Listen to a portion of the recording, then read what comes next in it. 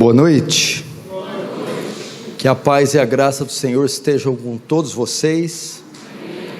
Para mim é uma alegria e um privilégio muito grande estar aqui com vocês. Por incrível que pareça, é a primeira vez que eu prego em uma igreja na cidade de Guarujá. Pelo que o pastor me disse aqui, será a primeira de muitas, amém? Amém. Gostam de sofrer, né?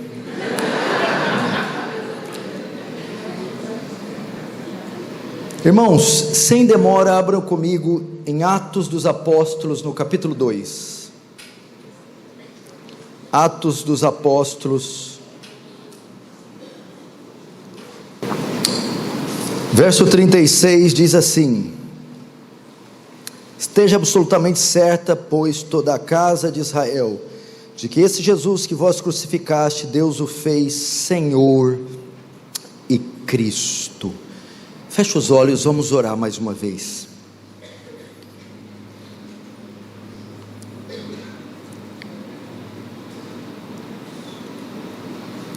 Pai Santo,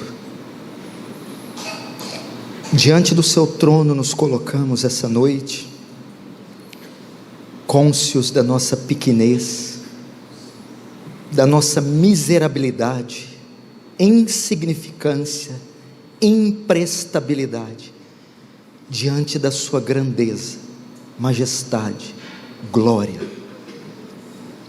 Não somos dignos de nada, não merecemos nada, não viemos reivindicar nada, dependemos só da sua graça e da incondicionalidade do seu amor. Tem compaixão de nós e de todos que aqui estão. Despeja da sua graça, Senhor. Salva-nos e seremos salvos. Liberta-nos e seremos livres. Santifica-nos e seremos santos. Tem compaixão da cidade de Guarujá, de todos os moradores dessa região. Fala com poder e autoridade hoje, em nome de Jesus. Amém.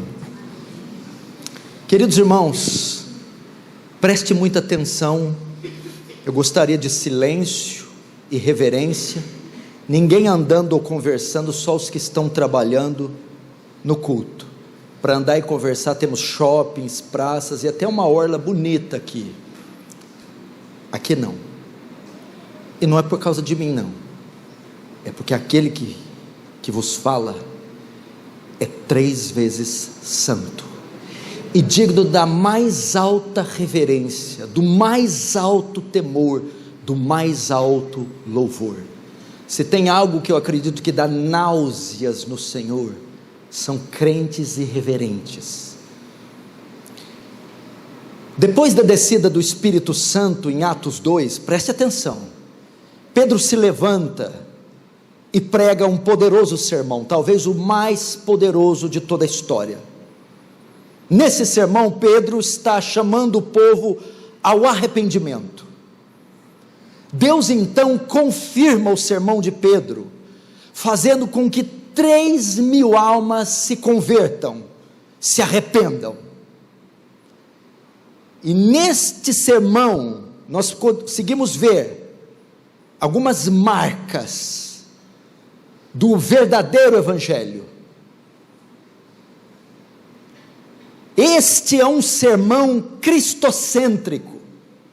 Capítulo 2, depois que o Espírito desce, Pedro prega, e você vê detalhes de um sermão repleto de cristologia.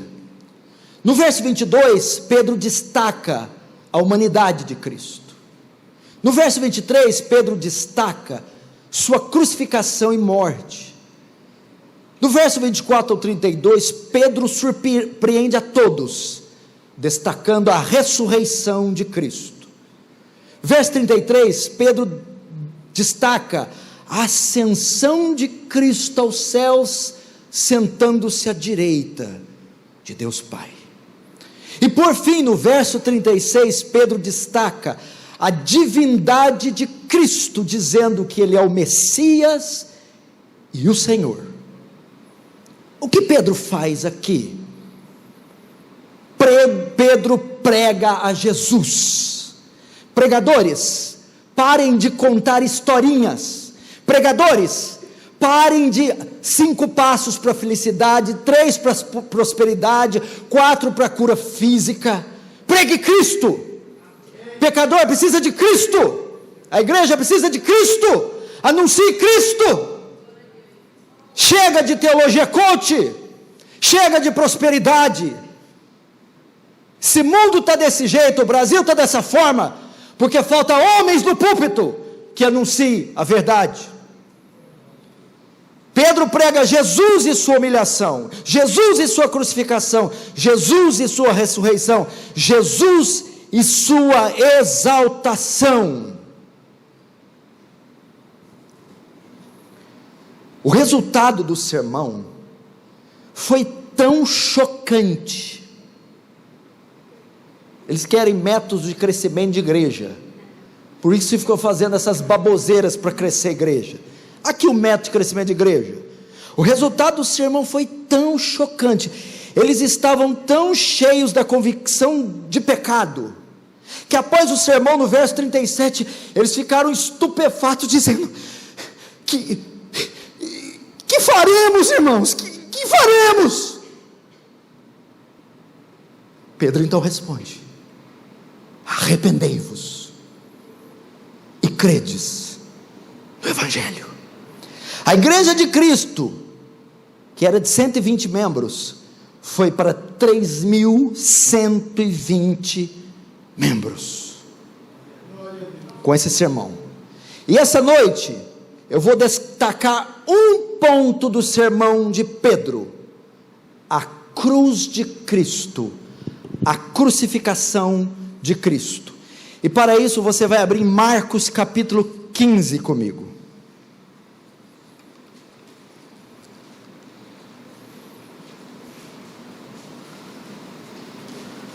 Marcos capítulo 15.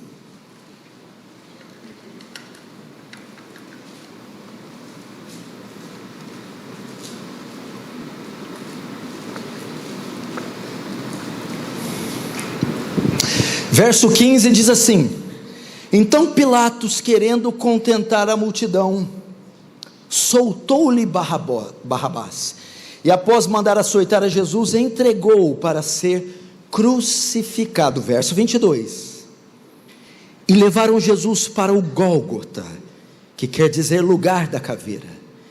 Deram-lhe de beber vinho com mirra, ele porém não tomou.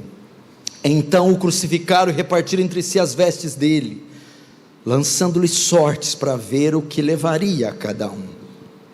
E era a hora terceira quando o crucificaram, e por cima estava uma epígrafe, a sua acusação: o rei dos judeus.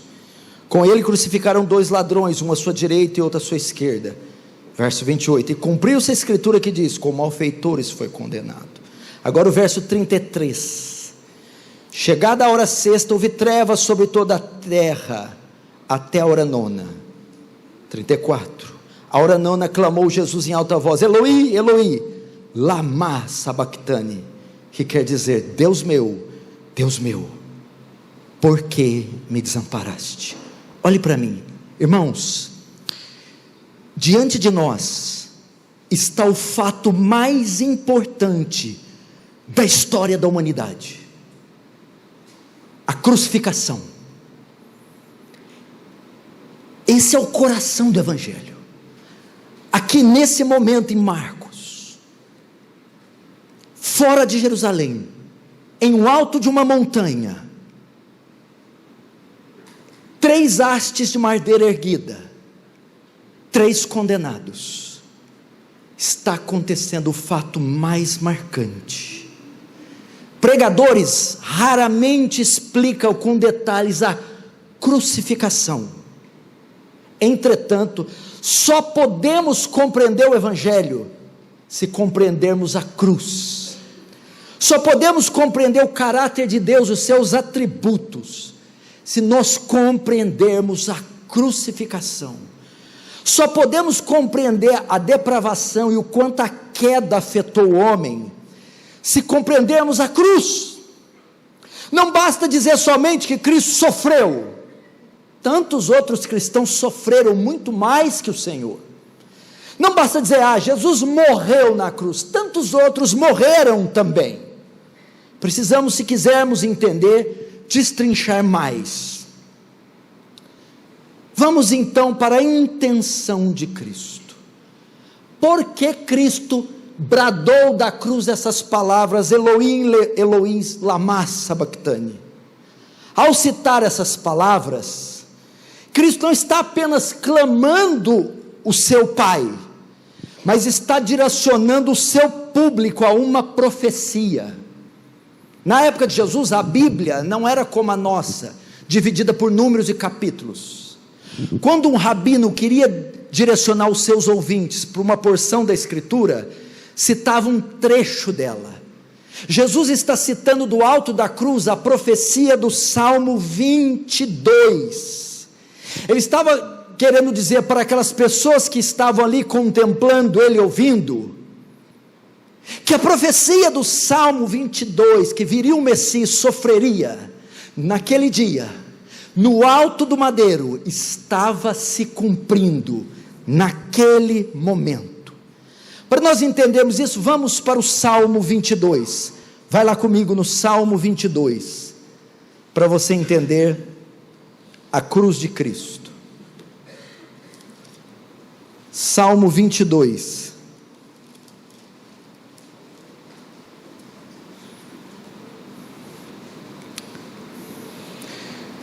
está escrito no verso 1, Deus meu, por que me desamparaste? Porque se acha longe de minha salvação as palavras do meu bramido? Deus meu, clamo de dia e não me respondes, também de noite, porém não tenho sossego. Contudo tu és santo, entronizado entre os louvores de Israel. Nossos pais confiaram em ti, confiaram e os livraste. A ti clamaram e se livraram. Confiaram em ti e não foram confundidos. Mas eu sou verme e não homem, opróbrio dos homens. Você leu? Jesus então, ao citar aquele texto, estava direcionando o público para o cumprimento da profecia do Salmo 22, e neste Salmo nós encontramos o sentido e o significado da cruz. Preste atenção, nos versos 1 e 2, seu clamor mostra que ele se considera desamparado por Deus. Ele diz, Deus meu, por que me desamparaste? Irmãos, está acontecendo algo trágico na cruz. Cristo, o Filho amado de Deus, que nunca cometeu pecado, está em apuros, sofrendo escárnio, uma morte cruel, e agora está rogando o seu Pai que o ajude. Porém, ele foi abandonado. Deus meu, por que me abandonastes? Por que voltaste as costas para mim? Cristo está abandonado, foi abandonado, está consciente disso. Essa é uma das passagens mais perturbadoras. É difícil compreender por que o Filho amado de Deus foi simplesmente desprezado pelo Pai. Nesse momento, o Pai simplesmente dá as costas para o Filho, o único Filho, o Filho amado, e se faz surdo ao seu clamor na cruz. Mas aqui está o sentido da cruz e a razão da sua morte. No verso 4 e 5, Cristo recorda a fidelidade pactual de Deus para com seu povo. Diz, nossos pais confiaram em ti, presta atenção, confiaram e os livraste, a ti clamaram e se livraram, confiaram em ti e não foram confundidos. Está acontecendo uma contradição aqui, porque Jesus cita o verso 4 e 5, ele está reivindicando algo, ele está clamando a ajuda de Deus, com base em algo, verso 4 e 5, ele está dizendo assim, nunca houve um episódio da história de Israel, em que um justo clamasse a Deus e não fosse atendido. Nunca houve um período na história em que um justo, em que um hebreu, que estivesse sofrendo uma apuro, aflição, invocasse a Deus e não fosse livrado. Porém, agora, seu filho está pendurado sobre o madeiro e totalmente desamparado. Não era um justo, era o justo, clamando, mas o pai simplesmente o ignora, se faz surdo aos seus ouvidos. Qual poderia ser a razão do abandono de Deus? Por que Deus fez isso? Os versos 3 e 7 nos dão a resposta. No verso 3, ele diz que Deus é santo, God holiness, a santidade de Deus, a perfeição moral, a impecabilidade de Deus. Santidade de Deus significa que Ele não pode tolerar o pecado. Verso 3, é a causa de ter abandonado o filho. E o 6, e no 6, Cristo admite o indizível de si próprio: ele se tornou um verme. Deus o abandonou porque ele se tornou um verme. No hebraico a palavra quer dizer larva. Sabe aquela coisa asquerosa, gosmenta, digna de todo o nosso desprezo? O que significa ter se tornado verme? Por que Jesus usou um termo tão forte contra si mesmo? Porque naquela cruz, toda a nossa iniquidade caiu sobre ele. Na cruz ele se fez pecado. Isaías 53:6, todos nós andávamos desgarrados como ovelha, mas o Senhor fez cair sobre ele a iniquidade de todos nós. Jesus na cruz se fez pecado, e Deus, por ser santo, o desampara, volta as costas para ele. Por isso que o Senhor, sua santidade não permite que ele tenha contato com nada que seja pecaminoso, mas na cruz o Filho Santo se torna um verme, ou seja, se faz pecado. A Bíblia usa outras metáforas. Levítico diz que ele tornou-se um bode expiatório e um bode emissário. Em Números diz que ele se tornou uma serpente, é como uma serpente. Então na cruz ele é comparado a um verme, a um bode, a uma serpente de bronze, a um bode expiatório. Irmãos, por que tais comparações tão repugnantes? Poderia até ser blasfêmia, se não viesse da Escritura o Filho de Deus ser comparado a um verme. Por quê? Resposta: ele se tornou pecado. O amado do Pai se fez pecado e se tornou maldição. Aquele que é declarado pelo serafim santo, santo, santo, na cruz se fez pecado.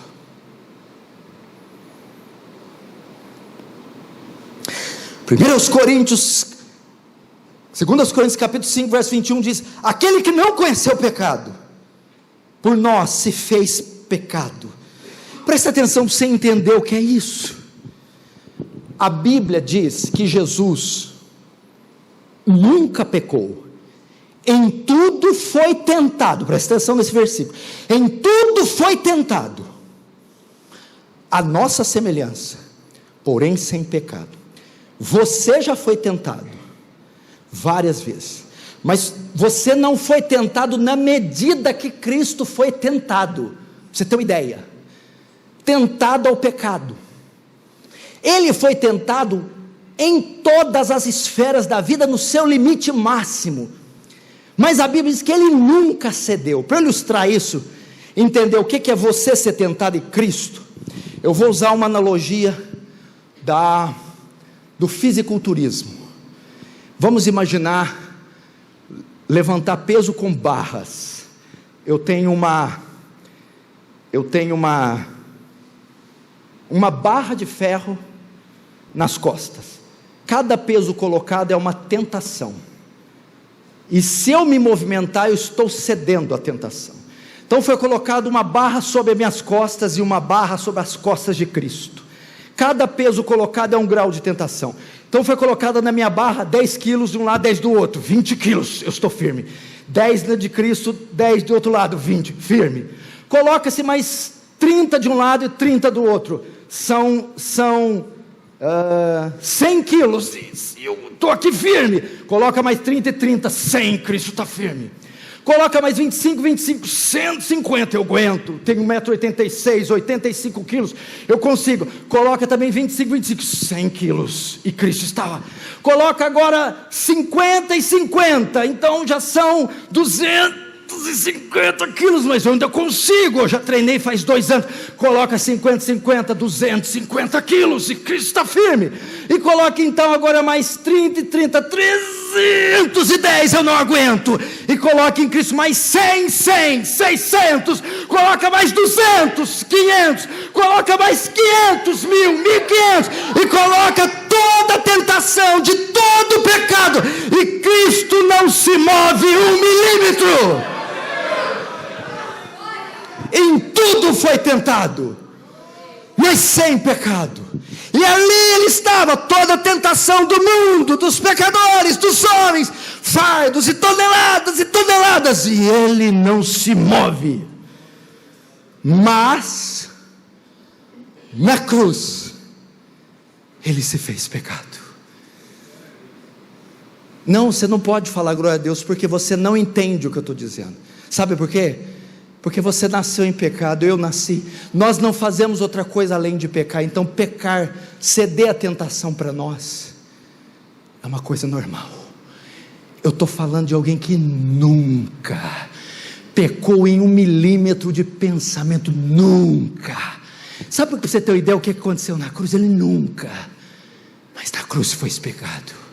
Imagine, eu vou tentar ilustrar, é pobre a ilustração, mas para você ter uma ideia, uma menina, uma criancinha de 3 anos, a coisa mais linda da igreja, pura, inocente e santa.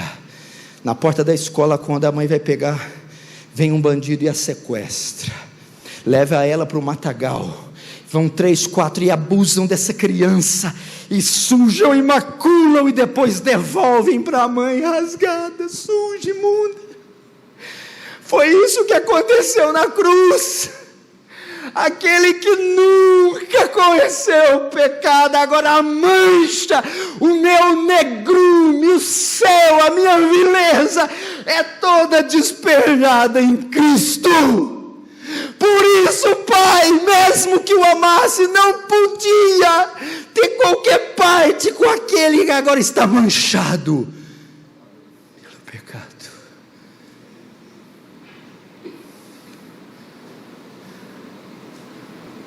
Você acha que foi pouca coisa que Cristo fez por você?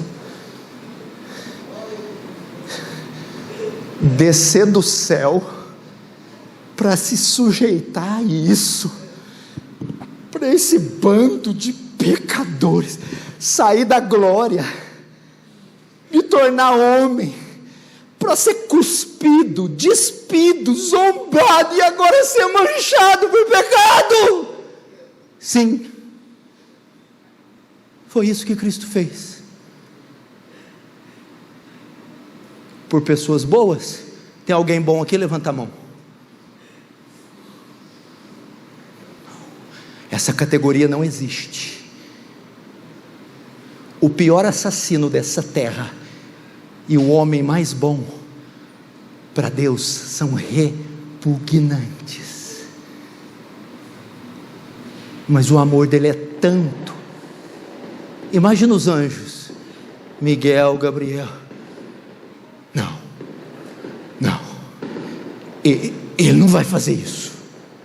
Vai. Não, ele não. Ele é Deus. Ele vai se sujeitar a isso. Imagina os anjos testemunhando. Que amor é esse? Foi isso que ele se tornou na cruz. Você está espantado, assustado? Acabou não. É pouco ainda. Ele não só se fez pecado na cruz, a revelação vai mais longe, Ele também se fez maldição. É uma das palavras mais fortes da Bíblia. Cristo ter se tornado pecado já é uma verdade terrível, quase incompreensível. Entretanto, o texto vai mais longe, diz que na cruz Ele se tornou maldição. Por quê? O que está escrito? Gálatas 3,13: maldito todo aquele que for pendurado no madeiro. Cristo foi morto onde? No madeiro. Então Ele era um objeto de maldição. A Escritura declara, escuta, que toda a humanidade se encontra debaixo da maldição, por ter violado os preceitos da lei divina. Você vai entender isso agora. Gálatas 3,10 diz assim, escute: todos quantos, pois, são das obras da lei, estão debaixo de maldição. Quem são os que estão debaixo das obras da lei? Todos os homens.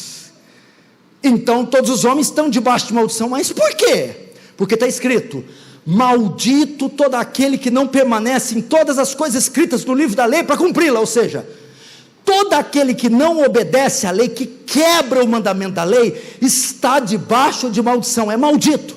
Pergunta: quem foram os que quebraram a lei? Todo mundo de Adão para cá. Então todos, ao quebrar a lei, se tornam transgressores da lei, pecadores. E ao transgredir a lei, se tornam malditos, estão debaixo de maldição. A palavra maldição vem da palavra grega katara, que quer dizer execração, imprecação, danação. A maldição divina é o antônimo da bênção. Bem-aventurado, abençoado. O contrário, maldito. Então, da perspectiva celeste, aqueles que quebraram a lei são vis e merecedores de todo desprezo. Eles estão expostos à vingança divina e destinados à destruição. Esses são os que quebram a lei, os malditos. Presta atenção. Ao substituir os homens naquela cruz, Cristo se torna pecado. E por se fazer pecado, o que é o pecado? Violador da lei. Ele também se torna uma maldição. Cristo nos resgatou da maldição da lei, fazendo-se Ele próprio maldição em nosso lugar. Por isso o Evangelho era um escândalo para os judeus. Eles não podiam crer que o Messias dele seria um objeto de escárnio e de maldição pendurado no madeiro. Filho de Deus se tornar uma maldição. Você ainda não entendeu? Eles vão entender agora, pastor. Vocês vão entender. No Antigo Testamento haviam dois montes, o Monte Ebal e o Monte Gerizim.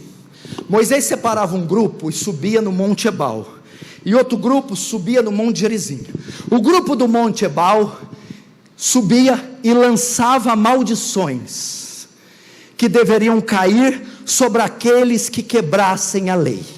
O outro grupo subia no Monte Gerizim e lançavam bênçãos sobre aqueles que obedecessem a lei. Debaixo do monte só tinha duas categorias de pessoas. Debaixo do Monte Ebal, toda a raça humana violadora da lei maldita, que deveria receber as maldições lançadas por violar a lei. No Monte Gerizim, um único homem justo que cumpriu toda a lei, Jesus, que deveria receber as bênçãos. Mas sabe o que ele faz na cruz? Ele troca de monte, nos coloca no Monte Gerizim, e sem merecer recebemos as bênçãos, e ele vai para o Monte Ebal, e toda a maldição que era para cair sobre nós, cai sobre ele, por ele ser feito pecado.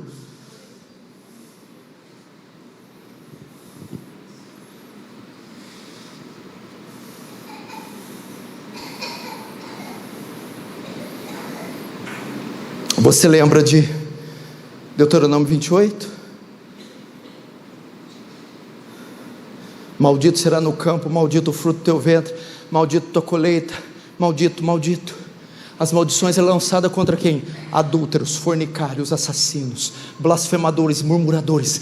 Na cruz, Cristo foi considerado um adúltero, murmurador, blasfemo.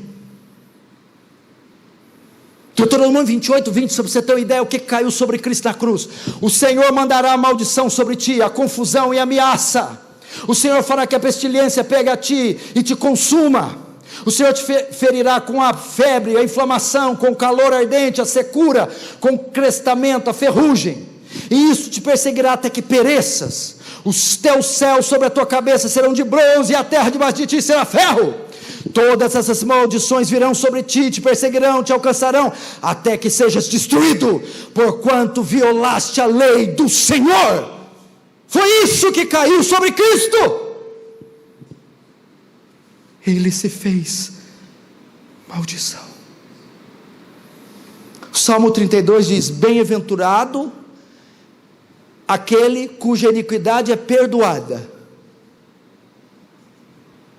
Bem-aventurado aquele quem o Senhor não atribui iniquidade. O que é bem-aventurado? Contrário de amaldiçoado. Quem é o bem-aventurado?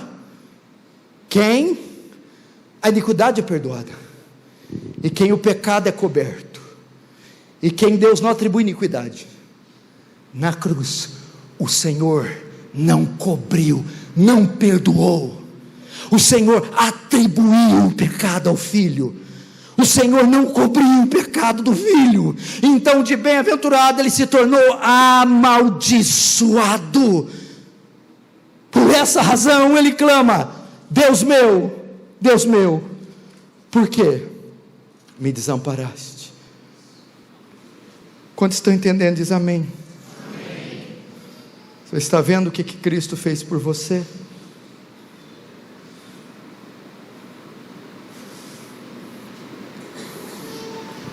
Olhe para mim, imagine a cena, aquele que via os anjos cantarem santo, santo, santo, em plena harmonia com o Pai e o Espírito Santo, em toda a glória na eternidade, gozando de completude com a Trindade, perfeição, autossuficiência.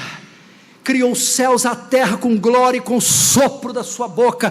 Nunca viu iniquidade, era a perfeição. Agora está ali em Jerusalém, num tronco, sangrando até a morte, escarnecido, despido, rasgado, desprezado, um verme, um objeto de maldição por mim e por você.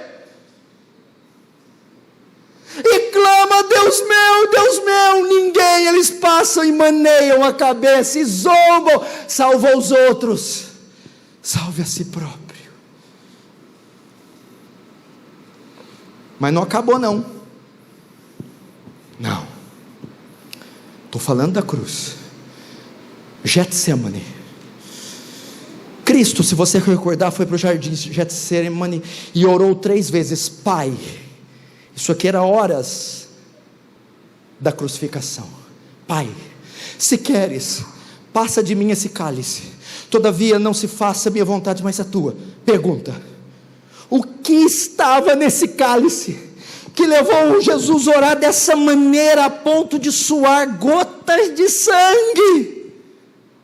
O que tinha nesse cálice que ele não podia beber no dia seguinte? Muitos respondem: era o sofrimento. Cristo estava temendo a coroa de espinho, os pregos na mão, os pregos no pé, a furada ser despido. Não! Você acha mesmo que o capitão da nossa salvação, o Cordeiro de Deus, estava com medo do chicote romano? Você estudou a história da igreja do primeiro século? Quantos crentes foram mortos no Coliseu, mastigados por leões, ou queimados em cruzes para incendiar, para iluminar os jardins de Nero, e morreram cantando? Agora o nosso Deus está com medo de pregos. Não é os pregos. O que então tinha naquele cálice? Jeremias responde: porque assim me disse o Senhor, o Deus de Israel, toma da minha mão este cálice do vinho do meu furor, e dará a beber dele a todas as nações as quais te enviar, para que bebam, e tremam, e enlouqueçam por causa da espada que enviarei por meio dela. Resposta: o que havia naquele cálice? A ira de Deus. O filho no Getsêmani sabia que ao se fazer pecado naquela cruz, a ira de Deus iria cair sobre ele. Por quê? Em razão de tudo isso, de se fazer verme, bode, se fazer pecado, o que acontece? O pecado é uma violação da lei. Deus tem um dos seus atributos, que é a sua justiça, é a sua excelência moral, a justiça retributiva. Ou seja, Deus não pode deixar o pecado isento, Ele tem que puni-lo. Agora, quando ele olha para baixo, o pecado não está mais no seu povo, está sobre o filho.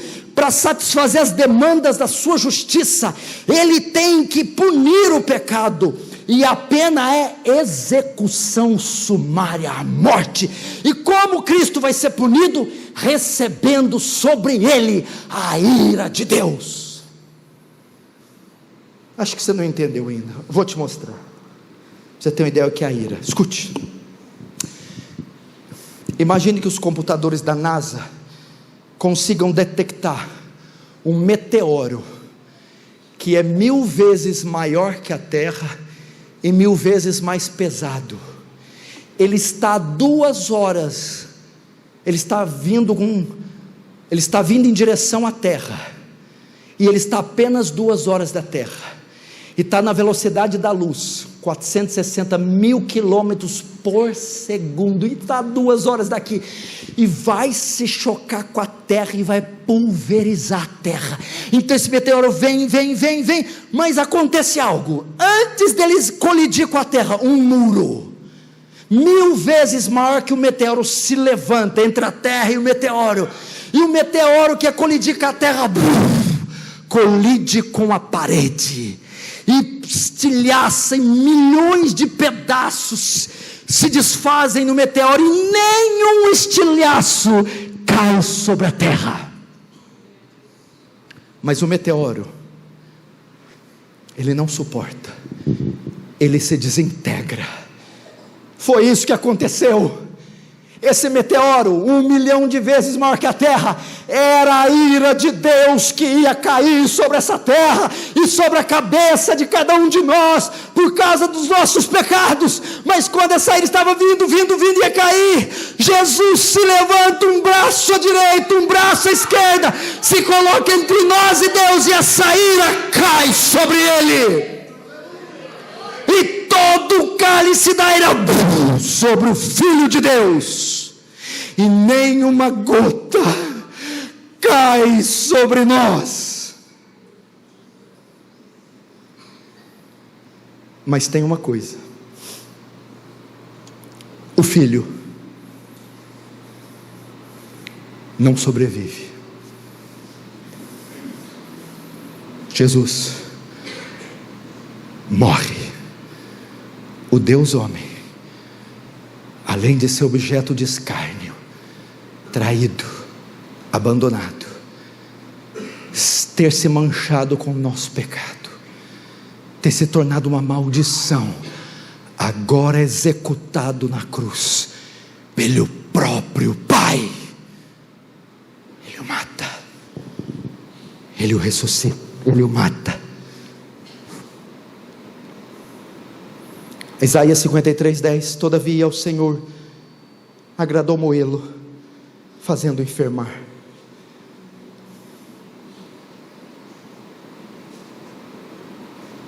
Vem cá, você vai me dizer que Buda se compara com isso? Confúcio, com todo respeito aos muçulmanos, Maomé, tem alguma coisa que se assemelha a isso? Só que se eu parar aqui, ainda não tem o Evangelho, porque o Evangelho não termina com a morte.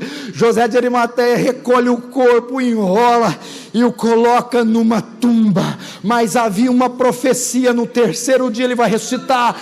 Pilatos, sabendo disso, coloca todos os guardas lá. Satanás convoca principado, potestade, todos os infernos cercam aquela tumba, mas no terceiro dia ele rola e ressuscita dos mortos. Nem todo inferno pôde segurar aquela pedra, ela rolou e o Senhor ressuscitou, por mim e por você.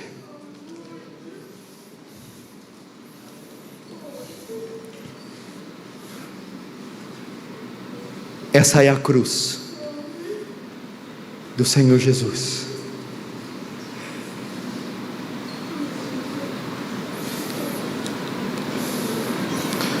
Só alguém para fazer um fundo no teclado ali para mim, por favor. Eu vou terminar com isso agora, escute. Você já ouviu falar dos puritanos? Se você não ouviu, compre tudo que você puder deles. John Flavel, Cotton Mather, Richard Sibbes, John Bunyan, Jonathan Edwards, Richard Baxter. Leia os puritanos, compre o livro dos puritanos, leia.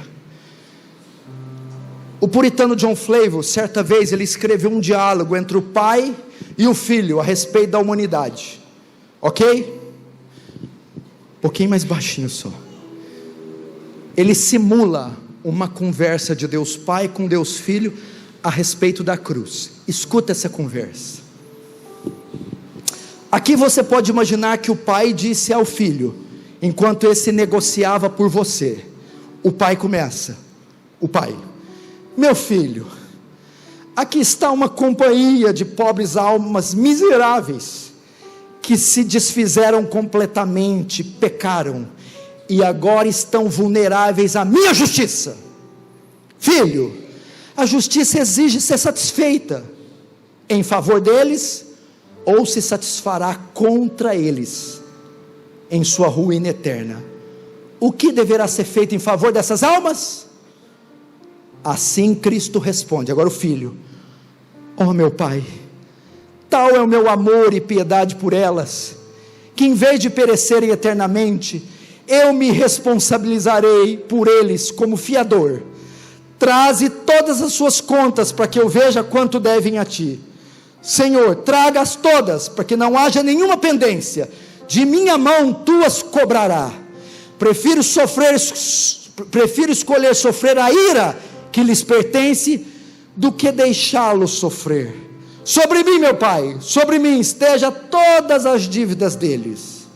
Agora o pai, mas meu filho, se te colocares no lugar deles, deverás considerar pagar até o último centavo, sem esperar abatimentos. Se eu os poupar, não pense que pouparei a ti, meu filho. Agora o filho, compreendo, pai, mas que assim seja. Cobra tudo de minha conta, sou capaz de esvaziá-la, e muito embora isso se revele uma espécie de aniquilação e sofrimento, embora eu possa empobrecer de todas as minhas riquezas, esvazie todos os meus tesouros, ainda assim, pai, estou contente em fazê-lo. Essa é a cruz de Cristo. Foi isso que Ele fez por você. Precisa de alguma motivação para você seguir? Eu preciso te oferecer um carro, cura de um caroço, dinheiro. Se isso aqui não for suficiente, fecha a igreja. Precisa de motivação? Precisa dizer que hoje é a sua vitória? Isso tem que nos levar aos joelhos e dizer como pecador, como publicano, eu não sou digno. Feche os olhos e comece a orar agora mesmo. Curva a sua cabeça. Vamos falar com o Senhor.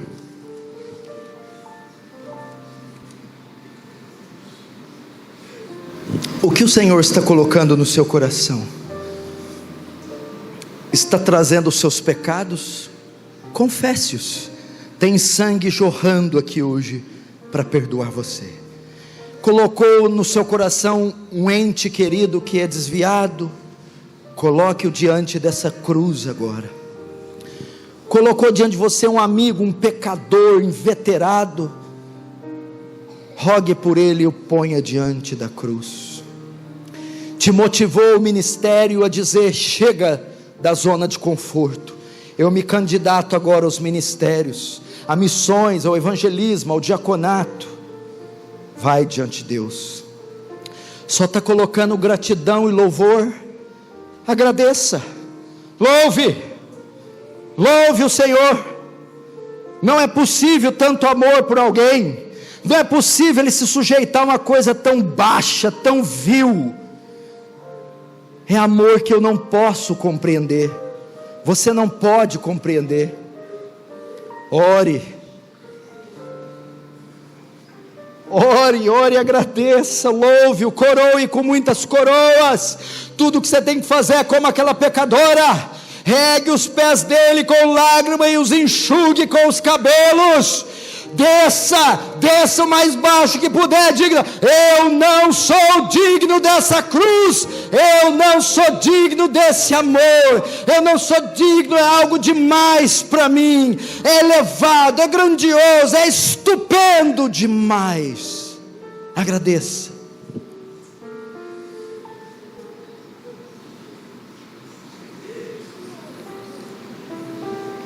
Agradeça.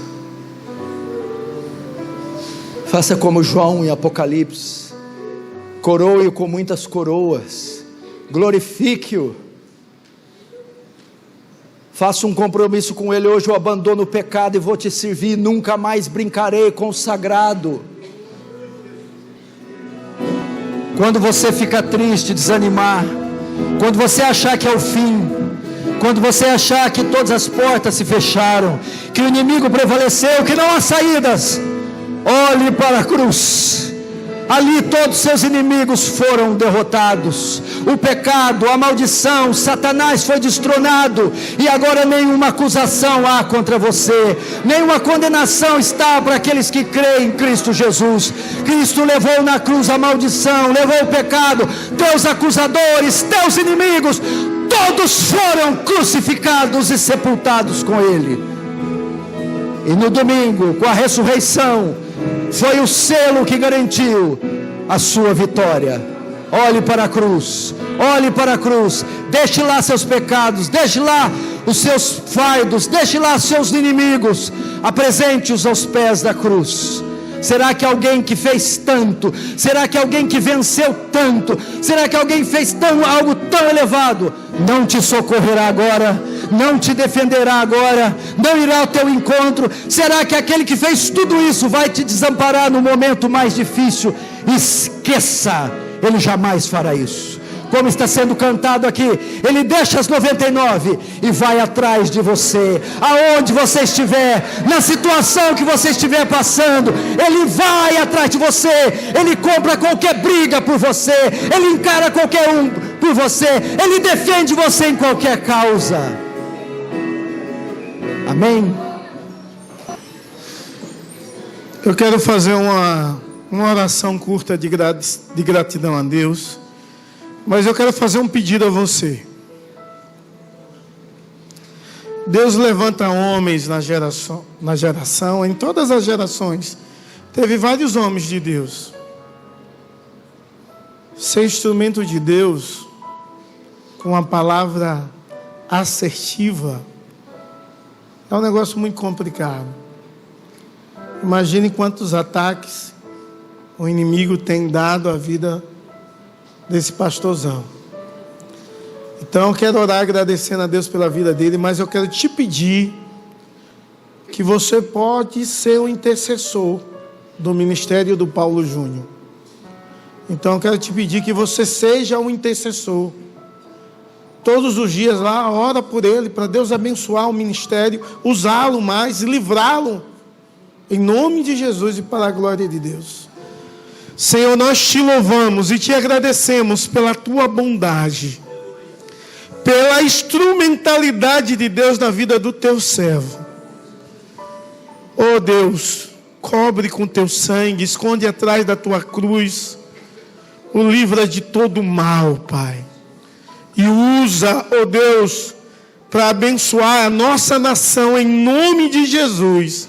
Abençoa o teu povo com toda sorte de bênçãos espirituais sobre eles e sobre todos os seus, em nome de Jesus e para a glória do Senhor. Amém e amém.